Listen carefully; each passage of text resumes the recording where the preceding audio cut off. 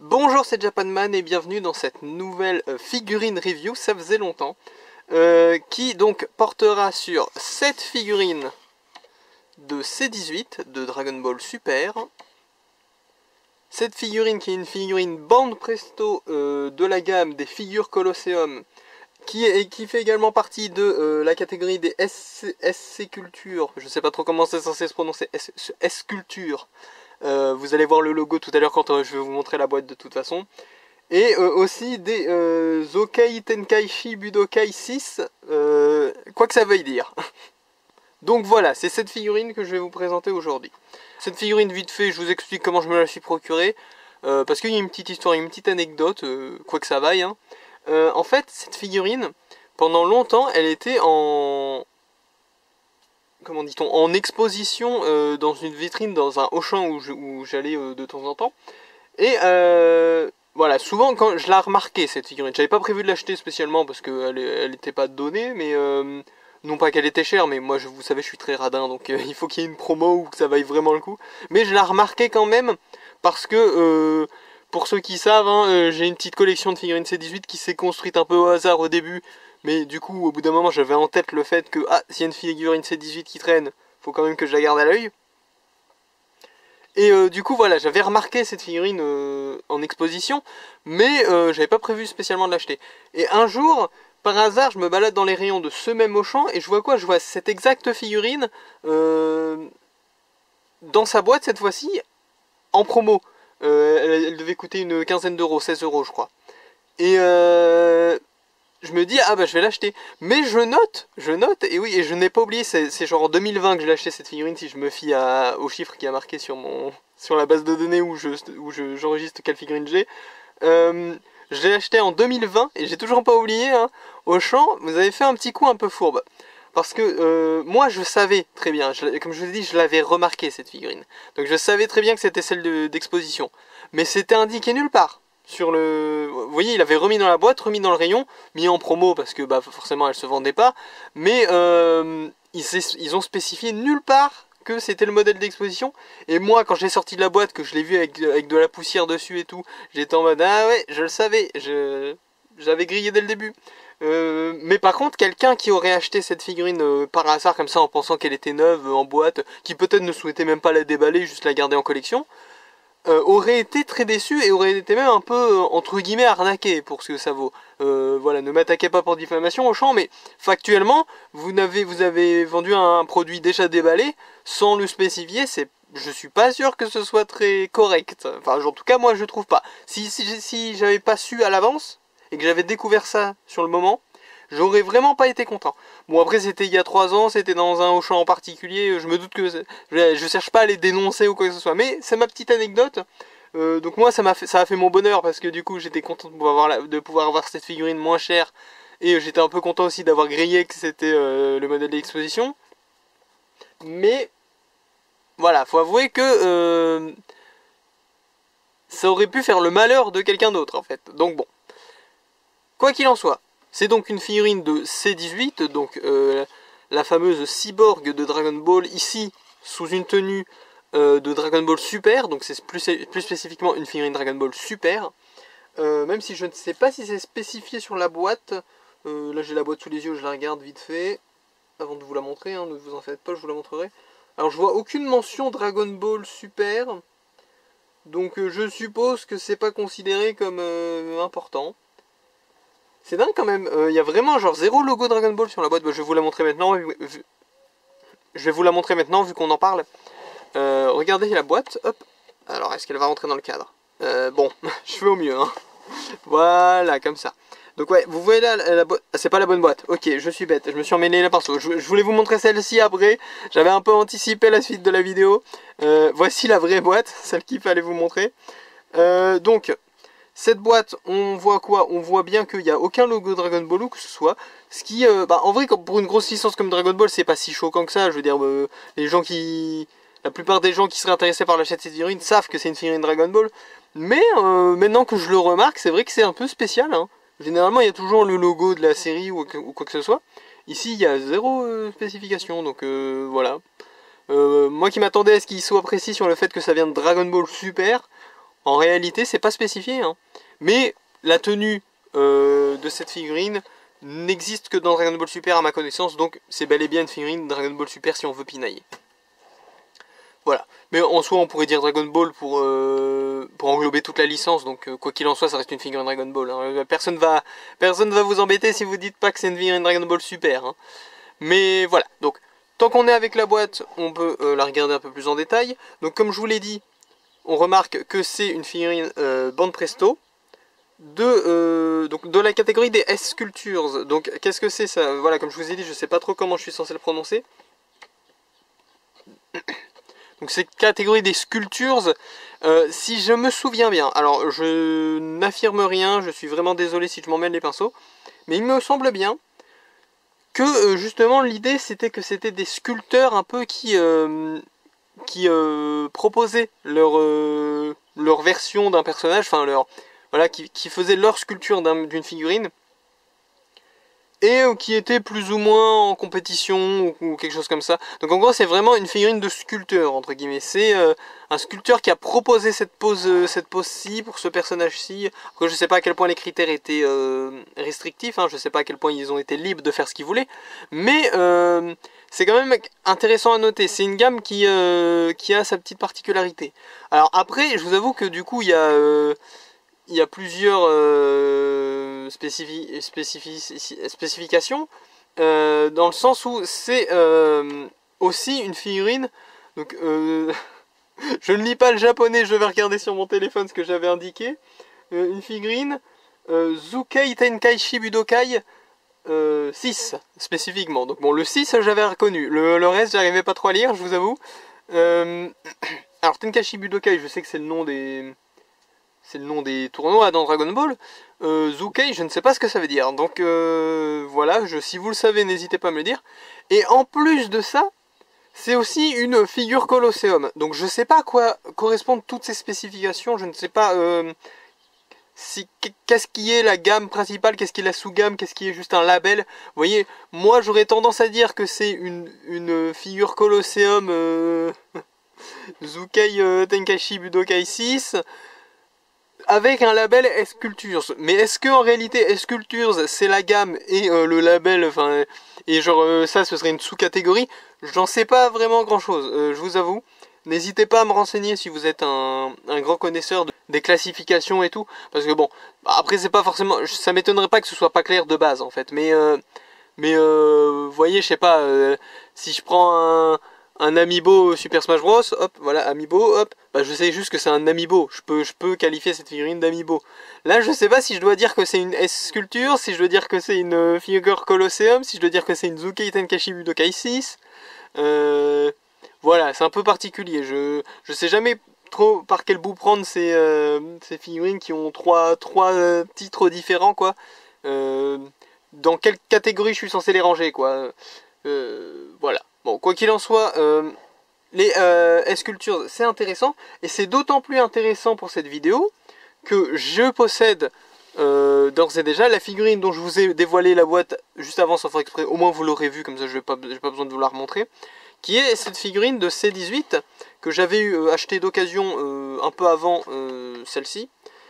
Et donc cette figurine, elle a quand même une spécificité intéressante. Alors attendez, j'essaie de faire le focus pendant que je vous parle, hein. Voilà. Elle a quand même une spécificité intéressante parce que c'est également une S-Sculpture, également de Zukei Tenkaichi Budokai 6, également une figure Colosseum. Globalement, c'est une figurine de la même gamme en fait, quoi qu'il en soit.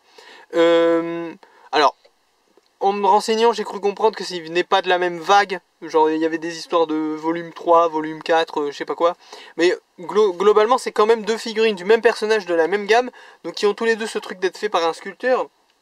D'ailleurs, sur la boîte, je ne vous ai pas montré, mais ce que j'expliquais sur le fait que ce soit vraiment un sculpteur spécifiquement qui ait produit le sculpte de cette figurine, c'est toujours un sculpteur qui fait ça, hein, qu'on soit bien d'accord, mais là c'était un peu un projet artistique, un peu un concours je crois. Là on voit le sculpteur de la figurine que je vous présente aujourd'hui. Et sur l'autre boîte, on se rend bien compte que ce n'est pas le même sculpteur. Donc voyez là, hop, c'est le gars avec la tête de canard.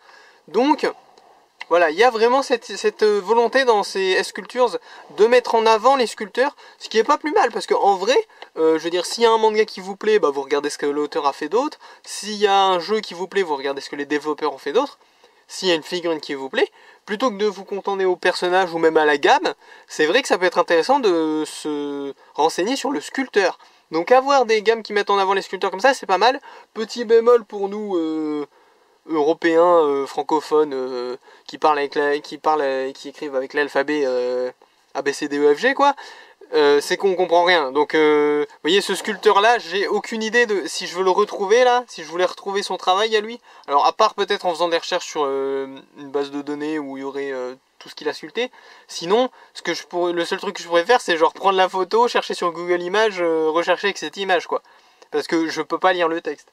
L'autre, il s'appelle Koba Poly, visiblement, si c'est son nom. Je sais pas pourquoi c'est écrit en romaji. Mais, quoi qu'il en soit, voilà, il y a cette volonté de mettre en avant les sculpteurs qui est pas mal. Et du coup, pourquoi je vous montre l'autre? Alors, pour plusieurs raisons. Mais justement parce que déjà ça vaut le coup de les comparer vu que c'est deux figurines du même personnage, de la même gamme, dans la même tenue. Vraiment, les deux figurines pourraient se passer, s'il fallait séquencer les figurines dans un scénario, vraiment les deux figurines pourraient être issues de la même scène, ça choquerait personne, quoi. Donc, intéressant de les mettre en rapport les unes avec les autres. En plus, ça me fait une excuse pour vous montrer celle-là. C'est plutôt cool. Donc voilà, on remarque une différence de teinte avec les deux figurines. Alors, il y a le soleil qui peut jouer, à quel point elle est vieille, à quel point elle est d'occasion, machin. Comme je vous ai dit, celle-là, par exemple, elle a pris la poussière, je le sais, donc peut-être que ça joue. Mais voilà, il y a une vraie différence de teinte. À la caméra, je crois que ça se voit un peu aussi, mais ça se voit encore mieux en vrai. C'est-à-dire que celle-ci paraît beaucoup plus terne. Le pantalon, par exemple, ça se voit beaucoup avec le pantalon. Vous voyez, le pantalon là, il est vraiment d'un bleu éclatant. Tandis que le pantalon de la figurine du jour n'est pas si bleu que ça en comparaison, quoi. C'est voilà, celle-ci est vraiment des couleurs plus vives. Voilà, le violet tire un poil plus sur le rose, alors que là, il est un peu plus foncé. Le jaune des cheveux est vraiment un jaune très vif sur celle-ci, tandis que pour celle-là, eh ben, c'est un jaune un peu plus terne, mais qui en même temps colle bien avec les cheveux plus détaillés. Pareil, le collier est d'un bleu extrêmement bleu, hop, sur celle-ci. Tandis que pour celle-là, bah, c'est à peine bleu, quoi. C'est vraiment très pâle, quoi. Elle est presque grise de mon point de vue hors caméra. Je sais pas à quelle couleur vous la voyez, vous, mais voilà, il y a des différences de teinte. Et ces différences de teinte, elles sont assez intéressantes à noter, mine de rien, parce que le sculpteur est certes différent. La couleur, je ne sais pas comment ça se passe. Donc est-ce que ça a été colorisé par différentes méthodes, par peut-être des personnes différentes? Après tout, s'il y a des personnes qui sont préposées à la sculpture, peut-être qu'il y a aussi des personnes qui gèrent la colorisation des figurines, je n'en sais rien, la peinture, ce serait peut-être le terme plus approprié. Quoi qu'il en soit, voilà, je trouvais intéressant de mettre ces deux figurines pas forcément en opposition, mais en comparaison en tout cas, parce que elles sont intrinsèquement liées. Voilà, à ma connaissance, c'est les deux seules figurines de C18, en tout cas dans cette tenue-là, qui font partie de cette gamme de Zukai Tenkashi Budokai 6 figure Colosseum S-Cultures. Voilà, je sais pas dans quel sens le dire, encore une fois. Mais voilà, donc je tenais à vous montrer cette figurine-là, avec que vous ayez un petit comparatif, et que vous sachiez qu'il existe d'ailleurs une autre figurine dans le même style. Et bon, celle-ci peut bouger son collier un peu, ce qui n'est pas le cas de notre figurine du jour, mais voilà. Donc, c'était le petit passage où je vous montre ça. Juste avant qu'elle parte, j'aimerais noter que, bien entendu, comme la tradition le veut dans cette émission, cette différence de teinte de couleur concerne aussi, bien sûr, les chaussures qui sont vraiment différentes parce qu'elles sont, regardez, alors j'essaie de faire le point en même temps que je bouge la caméra, hop. Les chaussures sont noires pour celle-ci et bleues pour celle-ci. C'est vraiment un running gag dans ces vidéos, surtout avec ces 18. Parce que, je sais pas, on avait fait ça avec Trunks aussi. Quand j'ai un personnage dans la même tenue en plusieurs figurines, j'ai remarqué que les chaussures ont assez souvent une teinte différente. Et là c'est flagrant, c'est même pas la même couleur en fait. Donc vraiment il y a un truc avec les chaussures. Je me demande, est-ce que c'est peut-être, hein, peut-être que dans l'animé par exemple c'est... Peut-être que dans l'animé par exemple c'est quelque chose qui n'est pas clairement montré et que donc il y a une certaine liberté au niveau de la couleur. Il n'y a pas de couleur officielle, j'en sais rien. Mais les chaussures c'est très souvent un truc où les produits dérivés se permettent d'être assez vagues. Donc c'est pour ça que vraiment genre C18, là c'est les deux seuls C18 que j'ai dans cette tenue là. Mais si vous vous souvenez dans la vidéo où on avait parlé de la Funko Pop C18, on avait comparé ces chaussures à toutes les autres figurines qui portent la même tenue. Aucune n'avait la même teinte de couleur pour les bottes. Des fois c'était beige, des fois c'était marron clair, des fois c'était marron plus foncé, des fois ça tirait vers le orange. Même les semelles changeaient de couleur parfois. C'est dingue ce truc de les chaussures chez les figurines. Alors là on a remarqué qu'il y avait déjà une différence de teinte assez marquée entre les deux. Mais les chaussures particulièrement quoi. Même dans les figurines qui sont peut-être plus standardisées où le personnage a vraiment tout le temps à peu près les bonnes couleurs. Les chaussures c'est tout le temps l'élément qui se permet d'être un peu différent. Bon voilà, quoi qu'il en soit, maintenant qu'on a remarqué que les chaussures n'étaient pas de la bonne couleur, on va pouvoir dire au revoir à cette figurine-ci pour se concentrer sur la star du jour, la figurine qui a donné son titre à cette vidéo, tout simplement. Donc voilà, concentrons-nous sur cette figurine. Je note juste avant, comme ça j'oublie pas, qu'il existe d'ailleurs une version non peinte. Donc on vient de parler des couleurs, tout ça, ça fait une bonne transition. Mais nous, on va donc s'attarder enfin sur la version peinte. Donc je zoome un peu en espérant que le focus se fasse correctement parce que c'est pas toujours le cas. Donc voilà, là on peut observer un peu son visage. Donc on a des yeux bleus, très bien, c'est comme le personnage est censé en avoir. Les cheveux sont assez détaillés comme vous le voyez, même s'ils sont moins jaunes que sur l'autre figurine, et ben ils ont cet avantage, et peut-être que ça colle mieux, ça rend un côté un peu plus réaliste entre guillemets. Il y a le collier qui, comme je l'ai dit plus tôt, cette fois-ci est un peu plus gris, mais ne bouge pas. Alors là il bouge un peu parce que ça reste du plastique quoi, donc je peux un peu le bouger, mais là on ne le voit pas, mais il est fixé dans le cou. Donc je ne peux pas, par exemple, vous voyez, je ne peux pas reculer le collier là. Alors que sur l'autre figurine, si je la remets, hop, là comme ça, vous voyez, l'autre figurine, le collier est vraiment, il peut bouger autant que je veux, quoi. Tandis que sur ce coup-ci, le collier est fixe. Ensuite, on a son t-shirt qui est violet et noir comme prévu, avec beaucoup d'effets de pliure dans la sculpture. Voilà, alors je suis pas un spécialiste, mais ça... semble démontrer que c'est vraiment un sculpteur. Voilà, il s'est vraiment amusé dans les détails, enfin amusé, je sais pas à quel point ça lui a plu, mais on voit bien toutes les pliures, voilà, les vêtements, on les... Limite, ils sont un petit peu trop pliés si on les regarde en détail. Enfin, pas vraiment, mais ce que je veux dire, c'est que on sent vraiment qu'il y a eu de la sculpture, quoi. Il y a de la profondeur dans les plis. C'est clairement pas quelque chose qu'on peut enlever à cette figurine. Ensuite, on a quoi d'autre? On a des mains. Des mains plutôt ok, hein, avec du vernis sur les ongles.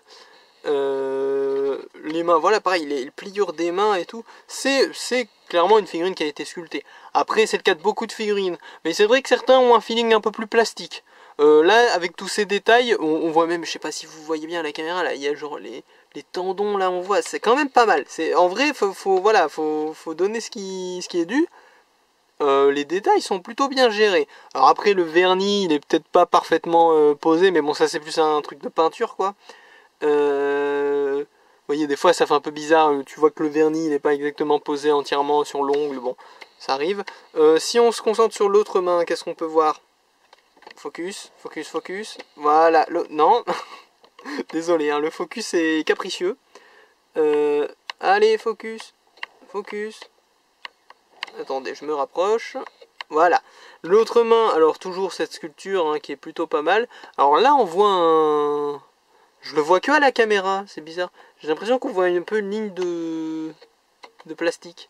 Voilà, le focus ne veut pas qu'on la voie. Et attention, allez. Voilà, enfin on revoit la main. Je sais pas à quel point j'ai coupé, mais j'ai mis du temps à retrouver le focus. Donc voilà, par exemple, une main on a reperdu le focus, il est revenu une main voilà pliée, enfin c'est dynamique, c'est un truc qui ressort de cette figurine, là je la passe en revue en détail, mais quand on dézoomera, vous le reverrez très clairement. C'est une figurine qui est assez dynamique. On le voit par exemple, voilà, la position des jambes aussi nous montre bien à quel point c'est dynamique. On est vraiment une figurine qui est en extension ou en flexion, je sais pas comment je suis censé dire, mais qui d'ailleurs n'est pas dans une position droite, c'est-à-dire que sans ce socle, cette figurine ne tient bien sûr pas debout. Elle est maintenue grâce à ce socle. Et c'est assez intéressant.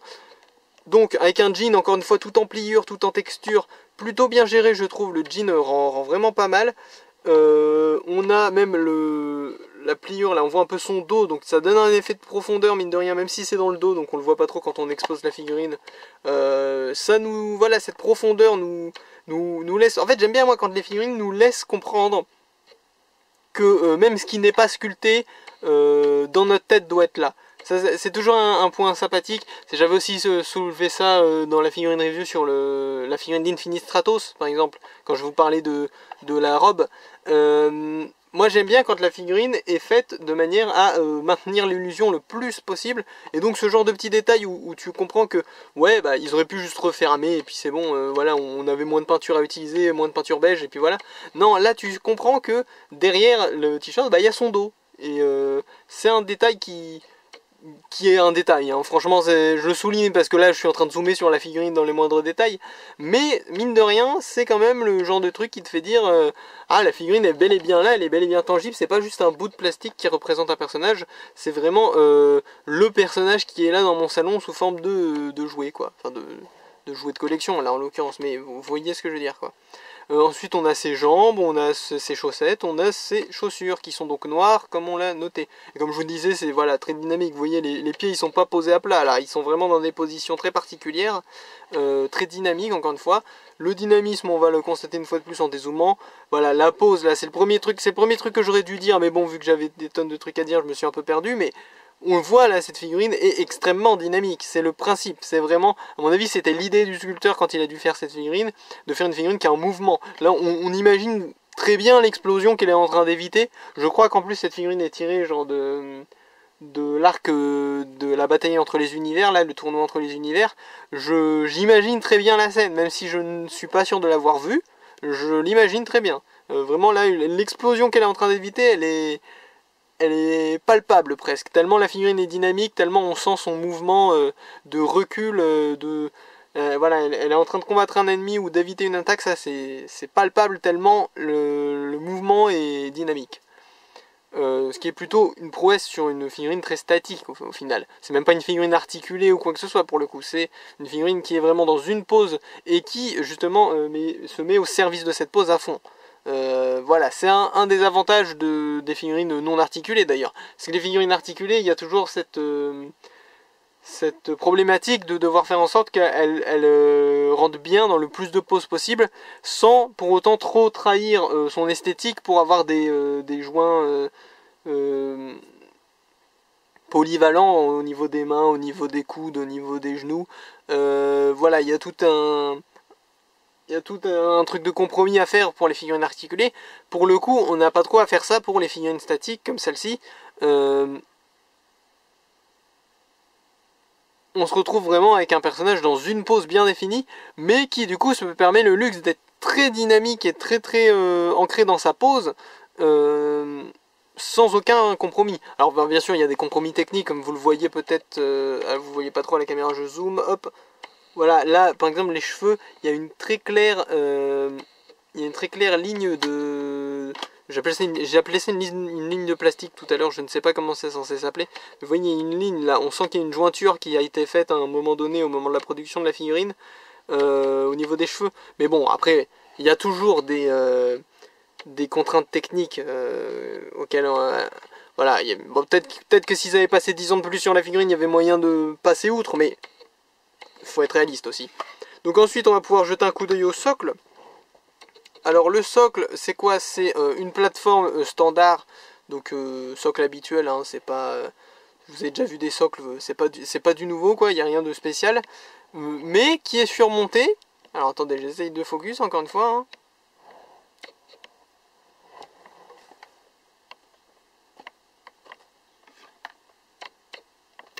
Mais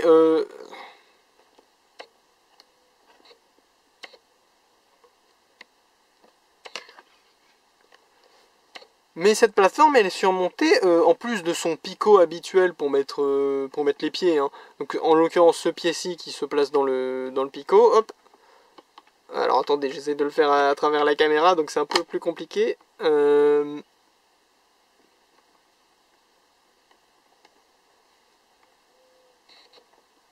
Voilà, ce pied-ci se place dans le picot. Mais on a aussi du coup cette plateforme dessus qui sert à poser la jambe de C18 et à la maintenir dans cette position dynamique qui n'est absolument pas stable. Hein. On l'a déjà noté, bien entendu. Donc, voilà. C'est globalement tout ce qu'il y avait à noter sur cette figurine. Une figurine plutôt bien sculptée, je trouve, ce qui n'est pas étonnant pour une gamme qui justement est là pour mettre en avant les sculpteurs un peu et leur travail et leur talent. Du coup, on se retrouve avec une figurine très dynamique, très détaillée dans ses pliures de t-shirt, de pantalon, qui rend vraiment très très bien. Et voilà, c'était pas non plus garanti que cette figurine soit aussi détaillée, comme on peut le voir avec l'autre figurine que je vous ai montré à maintes reprises qui est dans la même gamme. On est aussi sur un niveau de détail drôlement satisfaisant, moi je trouve, pour cette deuxième figurine, mais les détails sont pas aux mêmes endroits. Par exemple, pour rezoomer sur les chaussures, décidément il y a, il y a un pattern là, c'est bizarre. Vous voyez, par exemple, quand on regarde les chaussettes de cette C18 là, il y a vraiment les rainures des chaussettes, quoi. C'est dingue. Alors que sur celle-ci, il n'y a pas vraiment. Mais c'est pas un mal pour autant, c'est vraiment un truc de préférence en fait. Ça dépend quel genre de détail vous voulez privilégier. Là on est vraiment dans le détail des pliures, des creux, des crevasses, des rainures. Ça se voit même sur les cheveux. Hein. Voilà, c'est pour ça qu'ils sont aussi détaillés, je pense. Tandis que sur l'autre, on est sur un style un peu plus cartoon, on va dire. Alors il y a quand même des pliures et tout, mais vous voyez les pliures sont beaucoup moins fines sur celle-ci. Ça met un peu en exergue que ce que je voulais montrer. Si vous regardez sur la manche par exemple, là il y a des pliures.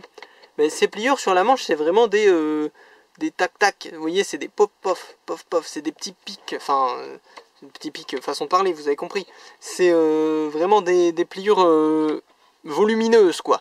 Tandis que là on est plus sur des pliures détaillées, des pliures, des petits creux dans la matière, des petits... vous voyez, c'est des petits... On sent qu'il y a eu des petits coups je sais pas ce qu'ils utilisent, de scalpel on va dire pour sculpter, j'en sais rien.